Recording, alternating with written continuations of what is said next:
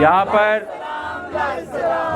पर आए तमाम साथियों को सबसे पहले जय भीम, लाल सलाम और क्रांतिकारी इस्तकबाल पेश करता हूँ। और जेएनयू के इस स्पिरिट को, जेएनयू के इस कलेक्टिव रेजिस्टेंस को यहाँ से मैं एक रिवॉल्यूशनरी ग्रीटिंग्स पेश करता हूँ।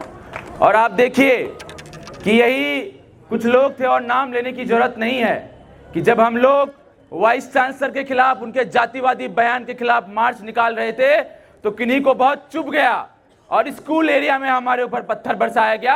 और आज जब हम जेलों से बाहर आए हैं, तिहाड़ से बाहर आए हैं, तो दोबारा ये हमारे ऊपर पत्थर बरसा रहे हैं। इन पत्थरों से डरने की कोई जरूरत नहीं है। सवाल, मैं इससे पहले कि भाषण शुरू करूं और कुछ बोलूं, इन जेएनयू 14 में हम तमाम साथी थे, और हम में से ज्यादातर लोग एक्टिविस्ट थे जो इस कैंपस में कई बार डिटेन हुए हैं और जेल गए हैं।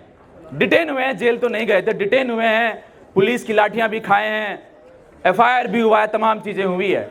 लेकिन मुझे उस समय फख्र हुआ कि जेएनयू के आंदोलनों ने और जेएनयू के संघर्षों ने जेएनयू के एक कॉमन स्टूडेंट को इतना स्ट्रेंथ दिया कि वो अपनी जिंदगी में पहली बार डिटेन भी हुआ और तिहाड़ भी गया, और उसके चेहरे पर एक सिकन भी नहीं आई। मैं कॉमरेड अंश को बुलाना चाहता हूं कि वो सामने आए।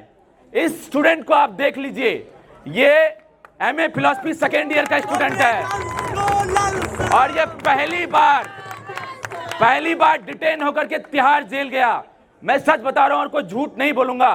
तिहाड़ के 2 रातों में मैं 1-2 रात रोया कंबल के नीचे, लेकिन इस लड़के के चेहरे पर एक सिकन तक नहीं आई। मुझे उस वक्त फख्र हो गया कि जेएनयू के आंदोलन, जेएनयू के संघर्षों ने हर एक कॉमन स्टूडेंट को इतना मजबूत बना दिया है कि इस फांसीवादी निजाम के सामने वो झुकेगा नहीं, वो सामने से खड़े होकर के अपनी आवाज बुलंद करेगा। और गोरख पांडे की एक कविता है कि वे डरते हैं तमाम धन दौलत, गोला बारूद, पुलिस फौज के बावजूद वे डरते हैं कि एक दिन निहत्थे और गरीब लोग उनसे डरना बंद कर देंगे। हम लोग तिहाड़ गए थे और तिहाड़ की मिट्टी लेकर के आया हूं, और मैं बोलना चाहता हूं कि जेएनयू में मिला रहा हूं, और तिहाड़ को सामने रख करके जेएनयू के स्टूडेंट को डराने की कोशिश मत करिएगा। जेएनयू की मिट्टी में तिहाड़ की मिट्टी मिली हुई है, और कोई यहां पर डरने वाला नहीं है। साथियों, ये कई किस्से हुए और साथियों ने अपनी बात रखी है।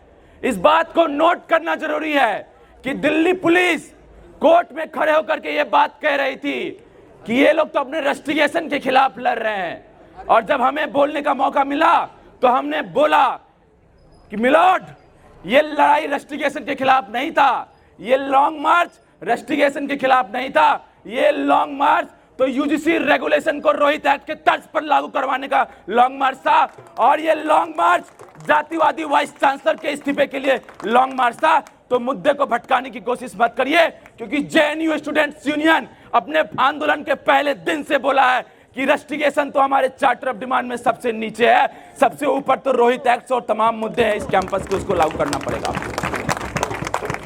और इस बात को आप सभी लोगों ने, और मैं शुक्रिया अदा करना चाहता हूं अपने टीचर्स का, इस कैंपस के स्टूडेंट्स का, कि जब हम लोग यहां से घसीट करके निकले तो आप लोगों ने वेस्ट गेट नहीं छोड़ा, आप लोगों ने जेएनयू के कैंपस को नहीं छोड़ा, और तमाम लोग जेल के बाहर भी पहुंचे और हम लोगों की रिहाई को इंश्योर किया, हम लोगों के बाहर आने के रास्ते को इंश्योर किया। और जेल में रह करके इस बात का टेंशन तो हो रहा था कि हम लोग कब निकलेंगे, और यकीन मानिए कि तिहाड़ के सबसे घटिया वार्ड का सबसे घटिया बैरक जिस किसी को मिला था तो वो मुझे ही मिला था। आप यदि सो रहे हैं, एक बैरक में 150 प्लस प्रिजनर्स जो इनमेट्स होते हैं वो सोते हैं, और उनके कॉर्नर का अलग अलग नाम होता है। हाईवे, जो बीच वाला रास्ता उसको हाईवे बोलते हैं। और यदि आप सो रहे हैं तो आप वर्टिकल सो रहे हैं, आप ऐसे अपने पीठ के बल पे नहीं सो सकते, इतना स्पेस होता है, आप समझ लीजिए। तो ये सिचुएशन है वहां का कि जेल की कैद से ज्यादा आपको तोड़ने की कोशिश की जाती है उसके स्ट्रक्चर से, उसके वॉशरूम से, उसके टॉयलेट से, उसके खाने से। और मैं तो सैल्यूट करता हूं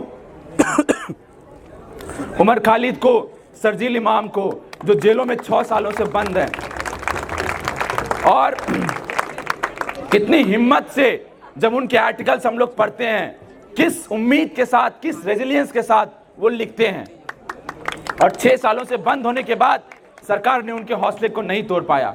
मैं बहुत ज़्यादा वक्त नहीं लूँगा। हम लोगों के बेल में कई कंडीशन लगाया गया है कि आप कोई क्राइम नहीं करेंगे, आप कोई ऑफेंस नहीं करेंगे, लेकिन इस बात को और आपके पार्टिसिपेशन को इस बात से इंश्योर करना होगा कि इस जेएनयू स्टूडेंट्स यूनियन ने, जेएनयू के स्टूडेंट ने जिस आंदोलन को चलाया है वो आंदोलन यहां पर रुकने वाला आंदोलन नहीं है। और आप हर एक व्यक्ति, जिस तरीके से कॉमरेड अंश ने वो दिखाया कि जेएनयू का स्टूडेंट हर एक कैंपस का स्टूडेंट है, उसी तरीके से आप सब लोग इस आंदोलन को इतना बड़ा बनाएंगे। 2 फरवरी को, 3 फरवरी को कर कॉमरेड नीतीश को लाल सलाम, लाल सलाम, लाल सलाम, लाल सलाम, जय भीम, लाल सलाम। 3 फरवरी को खड़े होकर के हम लोगों ने ये बात कही थी कि मार्च के मिड मार्च में जब दोबारा रोहित एक्ट पर सुप्रीम कोर्ट के अंदर सुनवाई होगी तो इस कैंपस से इस जातिवादी वाइस चांसलर को भी खाली करना होगी अपनी गद्दी, और इस देश की सरकार को रोहित एक्ट को लागू करना होगा। तो इस आंदोलन की दिए को बुझने मत दीजिए।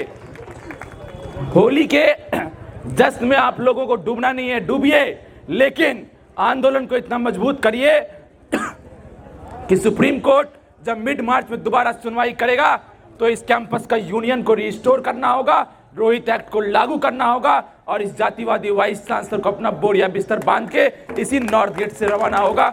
शुक्रिया। इनकलाब जिंदाबाद।